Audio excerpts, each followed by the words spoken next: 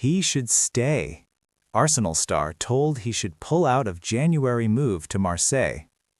Emmanuel Eboue has urged Ethan Nwaneri to pull the plug on a January loan move to Marseille and be patient for minutes at Arsenal in the second half of the season. Nwaneri broke out of Arsenal's academy ranks to become the youngest ever player to feature in an English top-flight match back in 2022, aged just 15 years and 181 days old. Another Premier League appearance followed midway through the 2023-24 campaign, but it was last season that Nwaneri cemented his place as a regular in Mikel Arteta's first-team squad. Nwaneri made a total of 29 appearances in the league, including 11 starts, while chipping in with a more than respectable tally of 4 goals and 2 assists.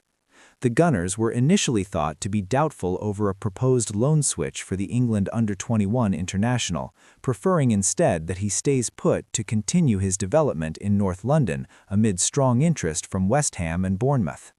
But League One outfit Marseille have initiated contact with Nwaneri's entourage, and discussions are progressing in a positive direction, with Roberto De Zerbi appearing to welcome the youngster's impending arrival on Tuesday.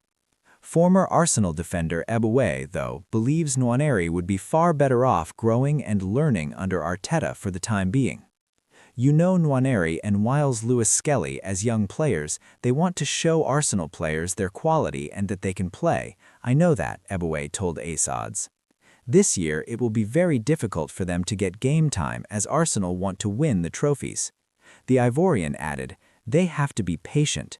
They have to learn how to do their best with whatever minutes they get this year, and I think next year it will be good for them. Some young players rush too much because they want to play and ask their club to go on loan. So I think for them, they should stay and learn more playing under Arteta. Looking ahead to Arsenal's next match in the Premier League, Eboue is anticipating a tough clash against a resurgent Manchester United. We saw United and the way they were motivated against Manchester City. I didn't expect them to play like that, he said. Now they have a good team and they're ready to fight for the club, so Arsenal will have to be at their best to win the game. They have to give their very best. I don't think it will be easy. According to Eboue, Manchester City will be doing everything in their power to fight back in the Premier League, meaning the job is far from done for Arsenal. City have a good squad, but they are making a lot of mistakes this season, he explained. It has been very difficult for them to win, even against the small teams. Arsenal have to take advantage of this, and Arsenal have to win all their games. The reason why they have to do more is also because I think that City will try to fight back. The ex-Ivory Coast international is confident most Arsenal supporters will have winning the Premier League title at the top of their list of priorities for the second of the season. For the fans, the Premier League trophy is the most important one, and while the others are important, this one is certainly the priority, he continued. They haven't won it for a long time, so this year it is very important for both the fans and the club. Winning other cups would be a bonus, but the league is the best thing to win for the fans. They will be happy if they win the Champions League, but I think they will be more happy if they win the league. If Arsenal win the league, they are going to be more than just happy. If Arsenal let their lead slip and somehow fail to win any silverware this season, Eboue can see a world in which the fan base start to become seriously agitated. Arteta has done good things for the club, but as a fan, you want to win the trophy, he said. When Arsene Wenger was there, they were happy when he won the Premier League, but in the long run, they wanted to change him because they wanted to win the league. This year, the fans are expecting the club to win the league. The players need to do a bit more to get it over the line, though. I never saw this level coming. Desailly issues apology to Arsenal star over huge misjudgment. Legendary Chelsea defender Marcel Desailly has apologized to William Saliba as he never saw this level of performance coming. Saliba moved to Arsenal in 2019 from French side Saint-Étienne for a fee of around £27 million, with the France international biding his time before he got a chance at the Emirates Stadium. The Arsenal centre-back returned to Saint-Étienne initially, before further loans at Nice and Marseille aided his development. While on loan at Marseille, Saliba won the Ligue 1 Youth Player of the Year award before finally getting his chance in the Arsenal first team under Mikel Arteta in the 2022-23 season.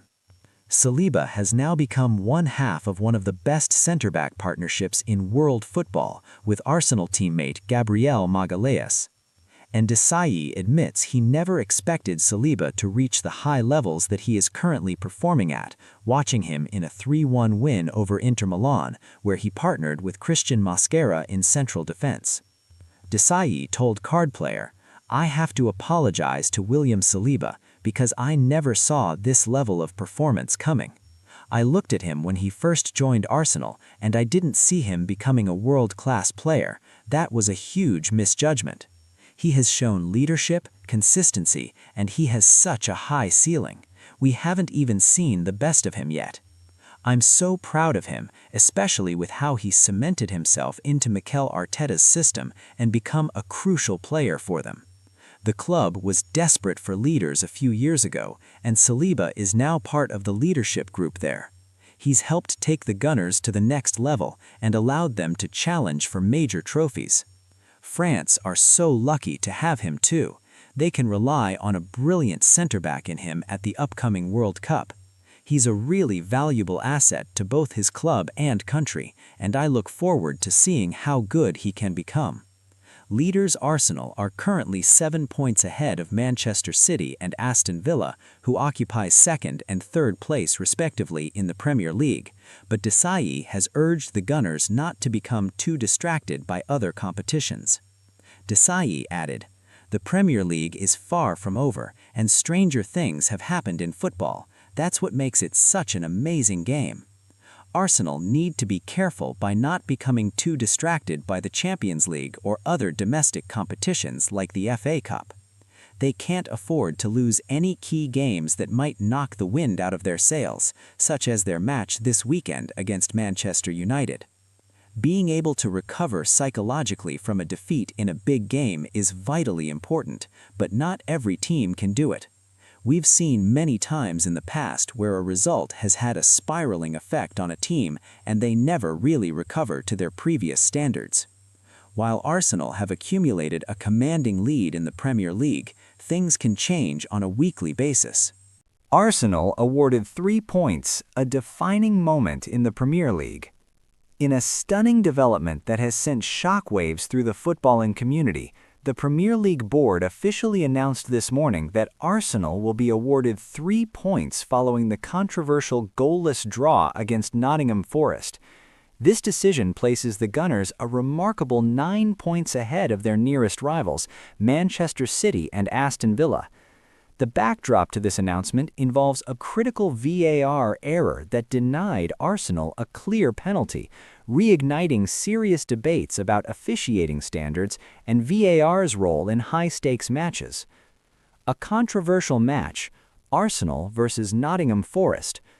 The match on Date, featuring Arsenal against Nottingham Forest, was marked by tension and contention from the outset.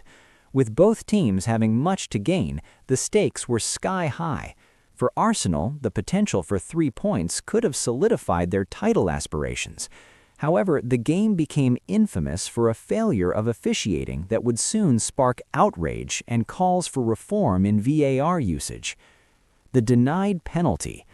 In the 60th minute, what should have been a game-changing moment happened when Ola Aina of Nottingham Forest committed a clear handball in his own penalty area. Yet, despite the obvious nature of the infraction, referee Michael Oliver, with the aid of VAR, did not award the penalty. This decision raised significant questions about the credibility of officiating in the Premier League. The fallout. VAR admits error. Subsequent revelations that the VAR team admitted to a costly error circulated rapidly, leading to a fierce backlash among Arsenal fans, players, and pundits alike. FIFA's involvement became public when reports stated that they had imposed a 10-match ban on both Oliver and the VAR officials involved in the match, labeling the decision a blunder. This has amplified discussions regarding accountability and consistency in officiating at the highest levels of football. Fans and pundits react, outrage and discontent. The reaction was immediate. Arsenal fans took to social media to voice their frustrations, and former England striker Michael Owen publicly criticized the officials. "Wrong calls must be addressed regardless of club allegiance," Owen stated, emphasizing the need for fairness in sport. The indignation was palpable. Fans felt robbed of their rightful victory, and the integrity of the game was being called into question. An official reversal. Arsenal awarded the points. This morning's announcement by the Premier League to award Arsenal 3 points radically reshapes the league table. With this adjustment, Arsenal now stands 9 points clear of both Manchester City and Aston Villa, placing them in a commanding position for the title race. Implications for the title race. The implications of this decision are far-reaching. Arsenal's newfound points cushion alters not only their title aspirations, but also the strategies of Manchester City and Aston Villa as they chase the Gunners. The psychological impact on the teams will undoubtedly be profound, potentially affecting their performances in the coming weeks. Michael Oliver's apology, a call for understanding. In the wake of the controversy, referee Michael Oliver has offered an apology to Arsenal fans, expressing remorse for the oversight. He stated, "It was a clear penalty, and I'm really sorry for the mistake. We are all human and make mistakes. Please find a place in your heart to forgive me." He hoped to de-escalate tensions. However, this concession may fall short amid calls for more significant changes in the officiating framework.